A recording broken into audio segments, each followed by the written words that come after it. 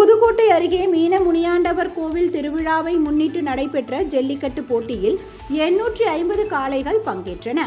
புதுக்கோட்டை மாவட்டம் கரம்பக்குடியை அடுத்த மீனம்பட்டி மீனமுனியாண்டவர் கோவில் திருவிழாவை முன்னிட்டு மாபெரும் ஜல்லிக்கட்டு போட்டி நடைபெற்று வருகிறது.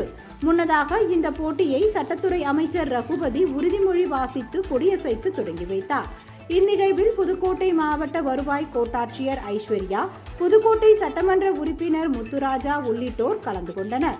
இந்த ஜல்லிக்கட்டு போட்டியில் புதுக்கோட்டை மட்டுமல்லாமல் தஞ்சாவூர், திருச்சி, சிவகங்கை, தேனி, திண்டுக்கல் உள்ளிட்ட தமிழகத்தின் பல்வேறு பகுதிகளில் இருந்து 850 காளைகள், 350 வீரர்கள் பங்கேற்றனர். வாடிவாசலிலிருந்து துள்ளி குதித்து சீறி பாய்ந்து வந்த காளைகளின் திமிலை பிடித்து மல்லுக்கட்டி வீரர்கள் அடக்கி வருகின்றனர். இந்த போட்டியில் அதிக காளைகளை அடக்கிய வீரர்களுக்கும் சிறந்த முறையில் களமாடும் காளைகளின் உரிமையாளர்களுக்கும் இருசக்கர வாகனம், தங்க நாணயம், வெள்ளி நாணயம், மின்விசிறிகள், சில்வர் பாத்திரங்கள், கட்டில், பீரோ உள்ளிட்ட பரிசு பொருட்கள் வழங்கப்பட்டன. பாதுகாப்பு பணியில் 200க்கும் மேற்பட்ட போலீசார் ஈடுபட்டனர்.